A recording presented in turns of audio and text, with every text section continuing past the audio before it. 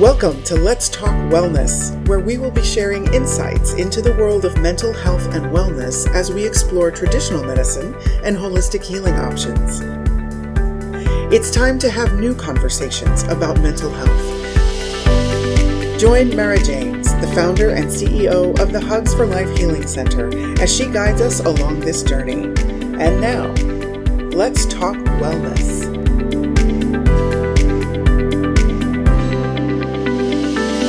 Welcome to Let's Talk Wellness. I am your host, Mara James, and today I'm excited to introduce you to one of my favorite healers and the hypnotherapist, Linda Ryder. Hi, everybody. Hi. Linda, it is so amazing to have you here today. I tell so many people about one of my favorite stories when I was guided to meet with you. And I was meeting with you about one thing. And then after that, you said to me, how would you like to go to the root of your fear and release it? Do you remember that? I do. Yes, I do. Yeah. That was magical. I'm like, wait, did she just ask me if I wanted like $100 million? Because that was, yeah. And it was amazing. And it's funny because when we did the hypnotherapy, I'm like, oh, this isn't going to work. And I was fully conscious during it. And I'm laying down in the chair, cuddling with that blanket. And it was amazing. I actually saw myself being held as a newborn in the hospital with the nurse, and it was just so profound. And I was wondering, do you just have, are most of your sessions or all of your sessions so profound for your clients? You know that I hope so, but I'm not always sure because it's an individual's experience. And sometimes I only know how great it was after the session, because they're having an entire experience. They don't have to tell me everything and I don't have to know everything. But what you talked about is I asked you if you wanted to release fear. And fear drives every emotion we have. And so then you agreed to do it, but you also noticed we asked permission to do that. And it was a yes or no, and your body knows. And so it was a yes, so we continued on. And so what we're able to do is get to the root, and yours rooted at the beginning. How you do fear, and you got good at it over your lifetime, it rooted at the beginning. And what we were able to do is I guide you to get to the root, to disconnect it, but preserve the learning so you can let it go. Right. And so I think that's why it was so profound for you. Well, I think what was also profound. So then, when we went to the root of that, and there were a few other traumas that we were able to help me discover. And then you asked my mind, what was the learning? I'm sitting here like, yeah, what was the learning of that? And all of a sudden, out of my mouth, it's like, part of my French, but shit happens. But out of all darkness can come light. And it's so profound that what I've learned from you and a few others, that we have all of the answers from within. And if and when we're ready to let those come forward, it's so profound. Yes. Well, see, like right now, we're talking in our conscious mind, but that's a small percentage of our mind. 90% is the subconscious.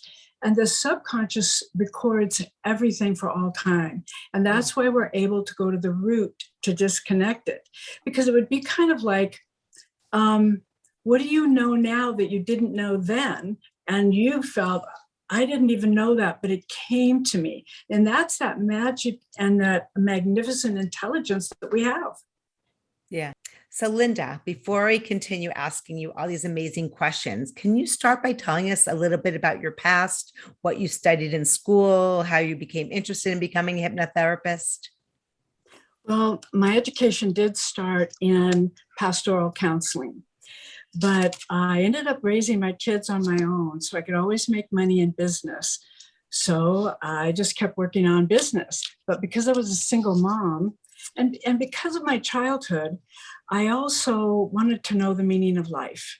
And I wanted to do things better. I just wanted to improve. I wanted to, understand. So I'd always take self-improvement classes. I'd always read. And so, kind of studying the psychology, but working in business. But in business, I was really getting tired of doing that. I wanted to help people. But what I didn't realize, and for a lot of people, they think they are confused about their purpose. Well, I certainly was. I was doing business and successful, making money, but I didn't want to do that. I wanted to help people. And so the more classes that I took, the more that, that I realized I want to know about the mind and I want to know about the meaning of life. And so I took a class for NLP, which is Neuro Linguistic Programming. And it is not programming somebody else. It's how they talk to themselves, understanding their programming. And their programming dictates success or failure in life. And so that was fascinating. But NLP works better with hypnosis, and hypnosis works better with NLP. So I went on to study hypnosis. And hypnosis, by definition, is focused work on the outcome. Then you take it further and you go focused work on the outcome. What do you want? So I'm always looking with my clients. I didn't want to talk to them for years and do any diagnosis or psychoanalysis. And so I'm always focused on what does a person want? Then I'm looking at what they want. And then I'm looking to disconnect what holds them back. So I was so fascinated in those studies, I finally realized that, all this work in business had led me up to all this learning. And then I decided to sell that business. And the next day I opened up my practice. And, and it worked with all of the principles that hypnosis works with. That to get rid of all the limiting beliefs and negative emotions, the things that hold you back, then take action and focus. And when you focus, you're using your unconscious mind to help you. So it's almost like you're taking the trash out and you're putting what's wanted in. And, you hear a lot of times people saying, focus on what you want instead of what you don't want, because your mind doesn't know that difference. So if you're focused on what you don't want, you're going to get more of that because that's where your focus is. Like, I don't want to be fat. Well, you'll actually go the opposite direction of what you were intending and you will get fatter. If you're focusing on slim and trim, feeling good, and energetic, you will get that. That's how amazing our mind is. And it's that, you talk about, let's talk wellness. Well, what is our mind saying to us? And your body believes every word you say. Wow. That is so beautiful. I love that. And just to share with our friends watching and listening how we first met, I actually met with a healer that was in the same office as you. And there's a lot of therapists, but I noticed that you were a hypnotherapist. And I just felt like when I saw your name on the door, I'm like, oh, we're meant to work together. Yes. The healer says to me, so this is about a year after we had a recollection of my father molesting me as a very little girl. She's like, do you think that you were molested by somebody else? And she's like, I'm getting that you were. And it was, it was worse than what happened with your father. And I was just like, whoa. And she's like, to be able to heal it, you need to revisit it, not relive it, but revisit it to be able to release it. She's like, and I'm like, who do I do that with? And she's like, I have a great person. She said, Linda Ryder. And I'm like, oh, that's the name I saw right next door. And I have felt compelled that we were going to work together.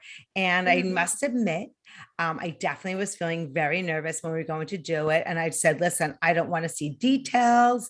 I don't want to see what this man's face looked like. And it was interesting because we were able to determine the scenario, how it was set up, my age, what happened, but I didn't see his face, and I didn't see details, what I didn't want to see. And I was able to see but I was able to see. And then that's when, and you always had me above looking down That's at right. myself, which is profound.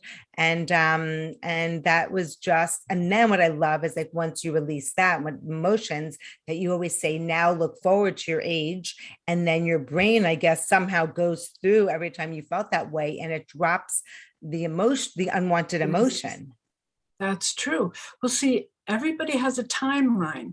Everybody has a past and they have a future. And that's what's so wonderful about, doing a hypnotic process, is that not only can we disconnect from the past and we don't leave a vacuum, we keep the learning. We can also go out into the future and create a compelling future. So it works to get rid of what holds you back. But also, if you were just in goal setting for a relationship, goal setting for a business, goal setting for confidence, our public speaking, we would go out in the future and we would set it up in the future. And you do it all by focus on what you want, not what you don't want. So I want to tell you another little thing that's very important. Your unconscious mind is 90% of you. It's your operating system. It is your information system. So, well, how does hypnosis work? I just guide you. I can't do anything to you. I can't manipulate you. I can't control you. Because if I say, close your eyes, and you don't want to close your eyes, you won't close your eyes. If I say, take a deep breath, and you don't want to, you won't.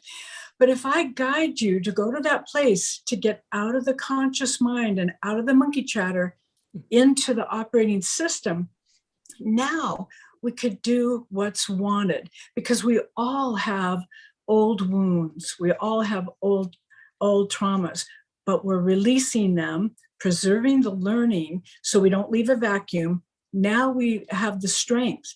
And sometimes people say, the learning is, that wasn't about me. That was about them. The learning is, I'm strong. I'm powerful. I can control this. The learning is, I could go into forgiveness or love. And it could be anything. The client has the learning.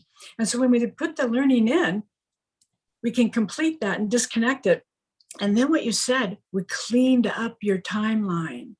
We went to other times that you might have had fear, preserved the learning, let it go. And the unconscious mind, I know the first time I did it, I thought, hey, this trainer doesn't know. We're going to be here about 3 years, because I have a lot of fear. But I stopped at one, stopped at another, came back to now. And I couldn't understand, how did that go so fast? Well, your unconscious works in nano speeds. And if it hits one fear or one incident, preserves the learning, it will blow everything similar to that out of the timeline. That's how it works so fast. But it's all working with the way the mind works. And people get so concerned, they're going to be judged. That's why I'm not a therapist. I don't want to diagnose. I want to know what you want.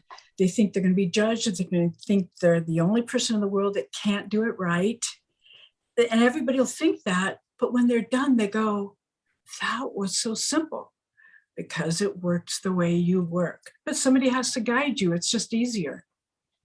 For sure. Wow. And you said something so profound, and I don't know if I'll quote you correctly. One of the learnings, it's not about me, it's about them. Is that what you said? Well, one of the learnings is that we tend to take everything as, I'm not good enough, it's my fault, I'm not deserving, and everything. But one of the learnings, so it can only be one, because some learning might be that I actually wasn't abandoned. They were hurting. They didn't know what to do at the time. That could be a learning. But a lot of times it is something's happened to us, and it was just their issues manifesting, and it hurt us. Yeah. And so then we can understand it better to let it go. Because, when things happen in our younger years, we think it's our fault. And if we were better, if we were smarter, if we were prettier, if we were this, then things wouldn't happen to us. But, you're able to view it from above. So you're never diving into it. You're never re-injured. And you look at it, and And then you can see it, that maybe that wasn't about you. Maybe also that was about their inability to handle stress or their life. And maybe it was just an accident, Wow. But Wow. there's many, as many people as there are, there's that many incidents and that many different kinds of learning. So it's individual, but what it does is all these emotions are like weight on your shoulders. So I guide you to get the weight off your shoulders. So does it mean that in the future that you will never have fear again, or you'll never have anger or guilt or sadness? No, it doesn't mean that. It means you won't have it the old way you had it. Because like if you had it when you were 2, guess who's handling it? A 2-year-old. And then when you're our age, then we get into a fear. We go, I feel like a 2-year-old, because it was rooted in there and never resolved. And when you resolve it, now you'll have appropriate and warranted fear instead of inappropriate, unwarranted, because you were just born or you were 2. Some people even go into another life.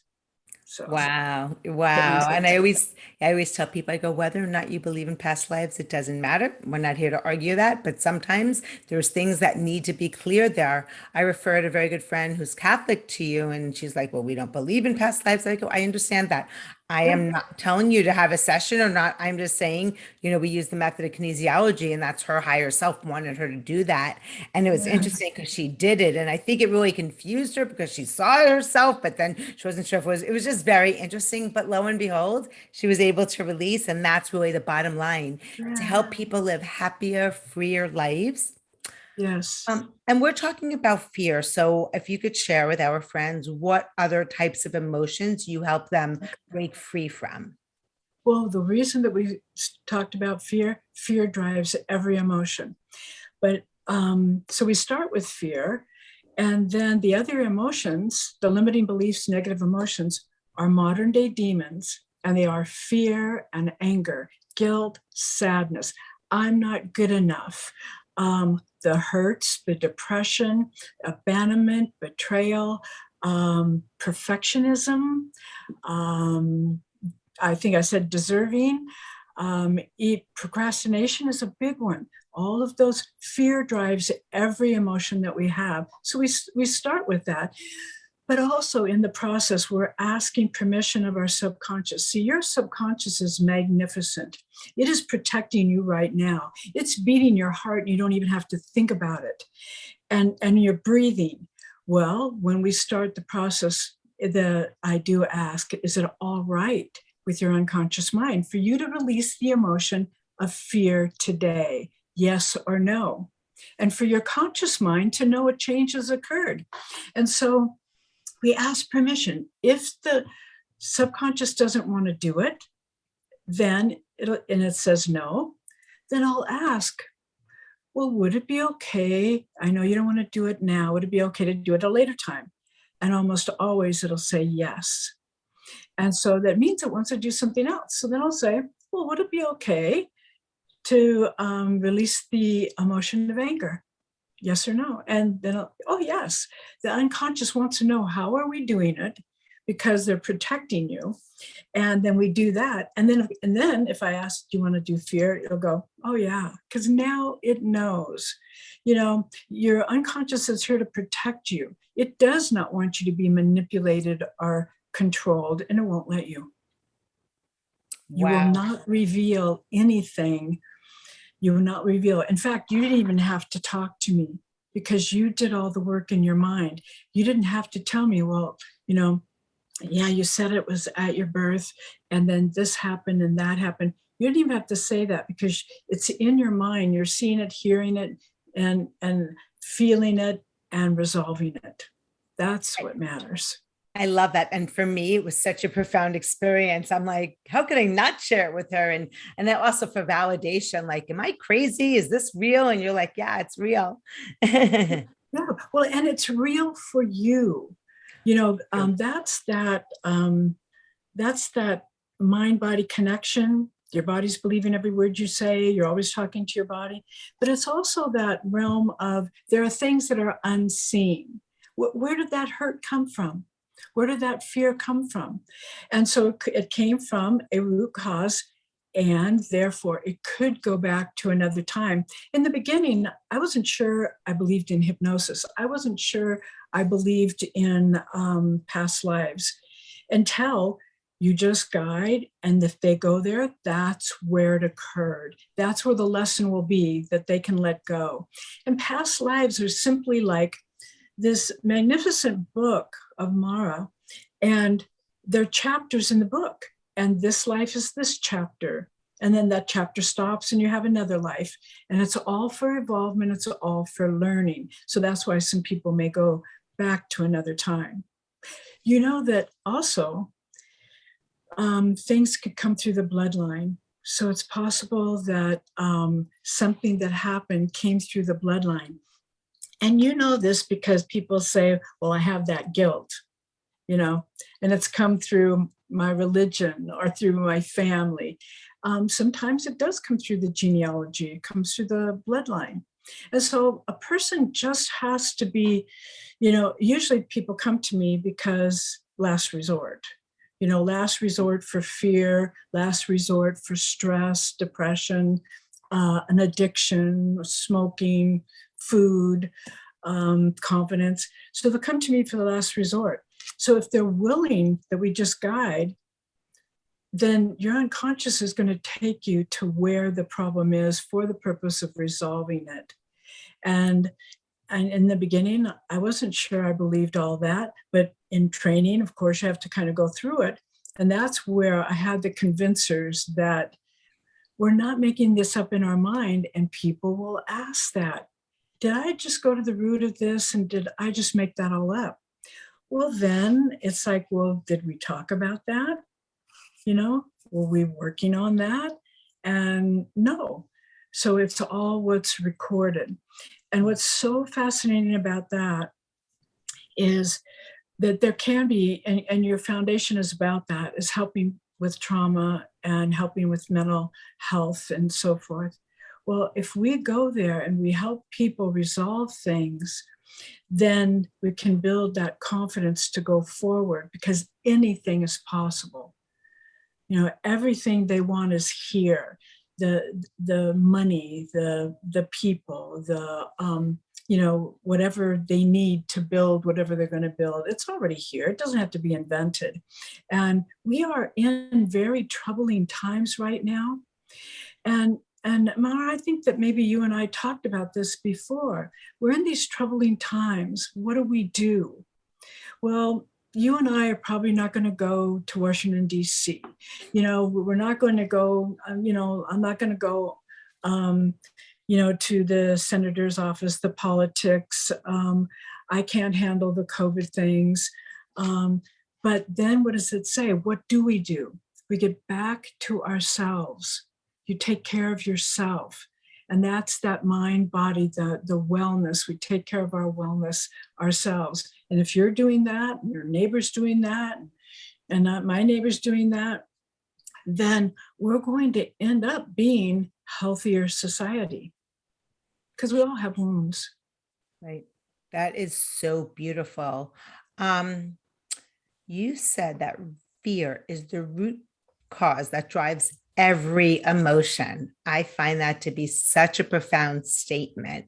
And, Yes. I need to sit really and analyze it and think about it. But, to of course, because the mind wants to say, nope, she's not right, and doubt it. So if you could share with us a little bit why that is.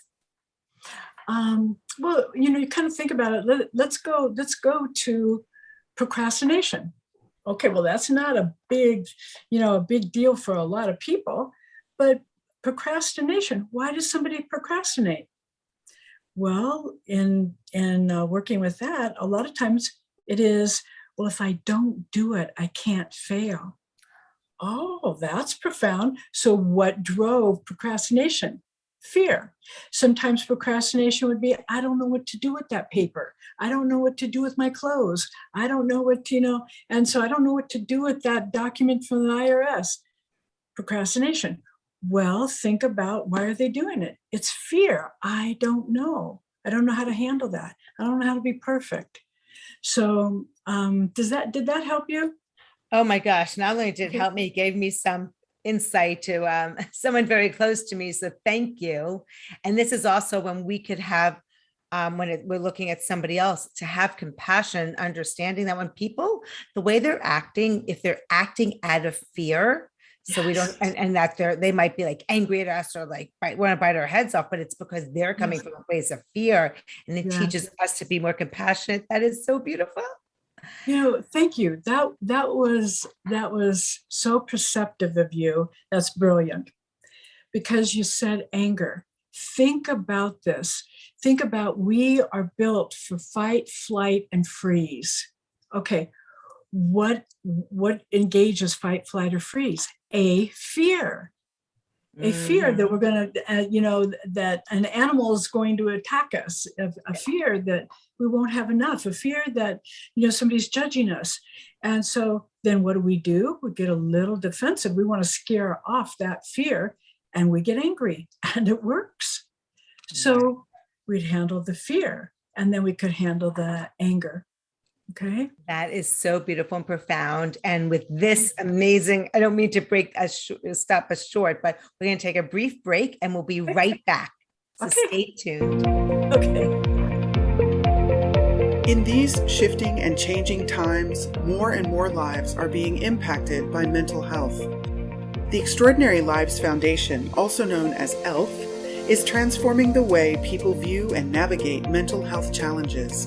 Their mission is to improve children's mental health and wellness and support families by providing educational tools, resources, and awareness events. ELF encourages families to recognize symptoms, overcome the stigma, and reach out for help. Through prevention, early intervention, and holistic treatment, we believe many of the big problems facing today's youth can be transformed within a generation. Extraordinary Lives Foundation is excited to offer the Hugs for Life Healing Center, growing a worldwide network of approved holistic healers and bridging the gap between traditional and complementary healing options. Visit the Extraordinary Lives Foundation website at www.elfempowers.org to find out more about their resources and events. Together, we can change the conversation around mental health.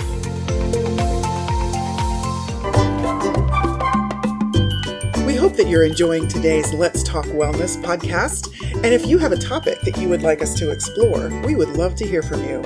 Simply email us at info@elfempowers.org. That's info@elfempowers.org.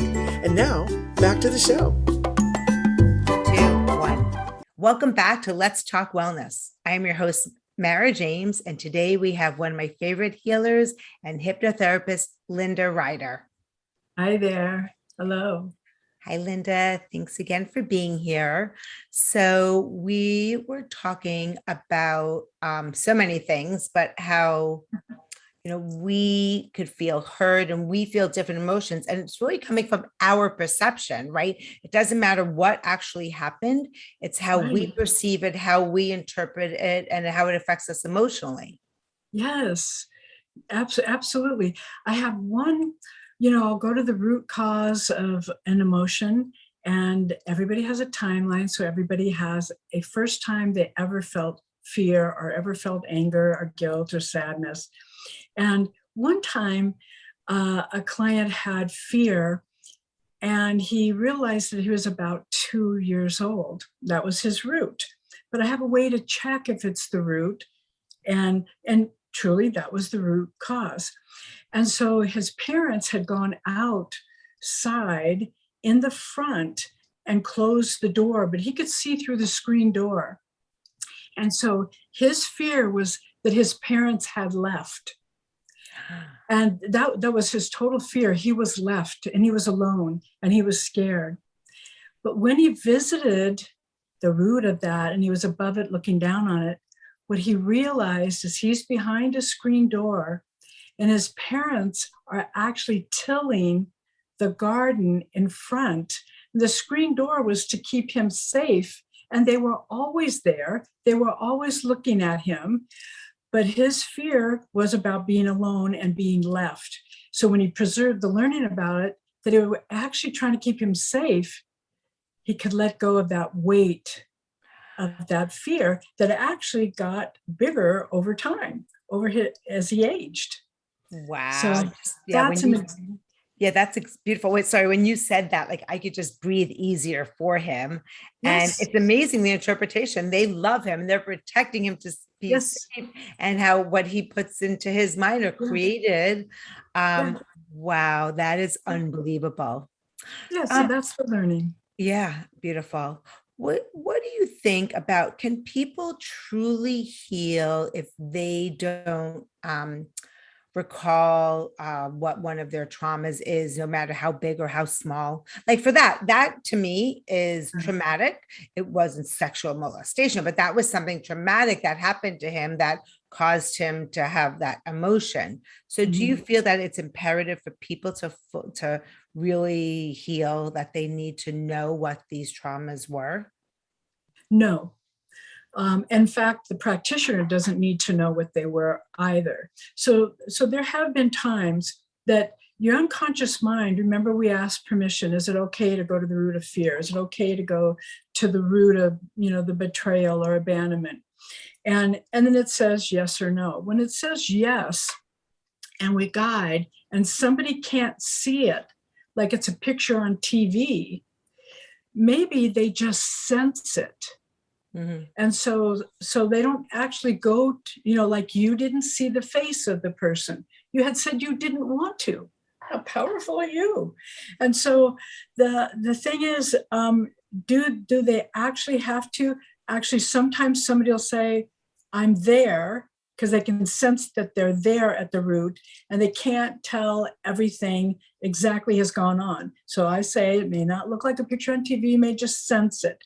Be aware of your surroundings. And then I'll say things, is it night or day? Then sometimes it starts coming into focus. Then maybe it doesn't truly, but they've told me that they're there, they're above the event looking down. So then I'll just say, ask the unconscious mind, what's the learning of which would allow you to let this go easily and effortlessly? And then they'll tell me the learning. So they didn't even see it, but they had the learning so they could let it go. And so there's one other thing that's important is our mind has, our unconscious has recorded everything for all time. And so our mind will always do associations. So if today you're having fear, you're not going to go associate, oh, a year ago I had fear, it's like that. Your mind will go all the way back to the very first time you ever have fear. And that's why we do it. So go there, they can't quite tell what it is. But when they preserved the learning, they didn't have to see it all. They got the learning, then we could clean it up coming back. And I don't mean this to sound wooey to people or difficult to people, because we actually do it all in a relaxed state. The process is the person feels safe. They may question some things like you did, like, can I do it right? It's not an exam, because it's just the way it is for you. So we're able to do it for you, and it's about you. And when you're doing a process, there's no one for you to please, no one to satisfy, nothing for you to do but relax. So we're doing it in a relaxed state. Beautiful. And I know I referred a few families to you, and you work with some children in their teens. Mhm. How young can you work with a child? Okay. Well, at first somebody, had told me they had sensed that I would work with children. And I thought, oh, no, I don't think so. And so my youngest client was 4 years old. Wow. And it is actually fabulous to work. I had to build my confidence to work with them. And when we think about getting to the root and you have a timeline, their timeline is shorter. They go faster. And so I had the little 4-year-old, we needed her to stop, soothing herself by sucking her thumb because she was pushing her teeth out. Mm. And so I thought, okay, well, then we're just going to go to the root of why she does this. And it was for comfort. It comforted her. And so then we just, okay, so you're doing it for comfort. And then in there talked about, I wonder if there's another way you could comfort yourself. And so she could ground herself, or, she could, be able to breathe. And so she decided that, okay, she'll have her hands down so she's not going in her mouth. And so we did that. And they're so simple, they're so fresh that they can actually get rid of a little emotion quicker. Wow, Linda, what an amazing story helping that 4-year-old. Do you have another story that you could share with us about another child? Well, yes. Again, I wasn't sure I could work with children, but what I learned is they're pretty clear and they have a short timeline. And even though a lot of them had trauma and they have fear and they get angry and things like that, they are so easy to work with because they don't have a lot of questions about, if you can just say, well, what was the first time that ever happened? And they'll just go there. I don't have to explain a lot about a timeline or anything. But a psychiatrist sent me, I think it was an 8-year-old, 8 or 9, and he didn't want to go to school. And he was this great student. And so everybody's shocked. He doesn't want to go to school. So we went to the root of the fear of doing that. And then he, got some insight. And then what's the learning about that? And then it wasn't so scary after all. And also he's strong and he's powerful. So we're able to build confidence too. So he could let that go. So the interesting part about that is I never know, if I've been totally successful. An 8-year-old's not going to tell me, oh, good, And so I called on the Sunday before school's to start. How are you doing? And she says, oh, he's still scared. And actually, that process that you did with him, that kind of scared him a little too. And so then I said, okay, then I'm thinking, where are we going to go? Okay, well, it's Sunday. So randomly, I just said, well, what are you guys doing for the rest of the day? And she said, oh, well, we're going to go out and buy school shoes. And then I went, so he is going to go to school. And so whatever we did, lightened that up. He had the learning and he got stronger. And they were going to go school shopping for shoes because he was going to go on Monday.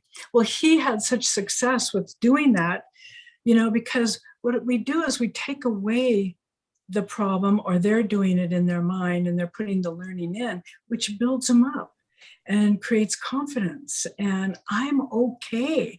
And I can do this. And because I actually do, then take them out into the future and imagine, looking at the school and walking up and you feel strong. You can't wait to meet your friends and see your friends and your teachers. And so we actually are, building it for the future too. So that therapist, and I don't know why that year there were so many kids like this, but sent me 3 other children that did not want to go to school. Wow. And that was before COVID? This was 10 years ago. These are grown kids now. Yeah. Definitely. And in fact, thank you for saying that, because there are a lot of kids, we forget the fallout with COVID. The kids have been isolated. They're not been socializing. They don't get what the normal, child gets by going to school and interacting and everything. So yeah, there's probably a lot of that could be, resolved. Yes. Yeah. Wow, that is so profound. And I know recently I've sent you several teenagers that you have been working with doing tapping. So we have a few minutes left. Can you share with us a little bit about the tapping and the benefits of that and how you incorporate that? Okay. Well, tapping is emotional freedom therapy, and it is a process. And so just like timeline and releasing emotions is a process, tapping is a process. But it is using the mind body, because you are using words about what the problem is, and then you're tapping places in your body, because the body can store negative energy, and if you have a fear, you run that record over and over and over, and it gets a groove. And so you operate from being nervous or fearful or something. And so, so the tapping seems really odd for kids, but they're willing to play. And for some adults, real resistant, but it's called emotional freedom therapy. It is saying what the problem is for the purpose of letting it go, and then tapping through places in your body that it could be stuck to release it. And it's like hitting a delete button. And in your mind, fight, flight, and freeze. So we're tapping over the problem, and it will then take that and delete where you're stuck.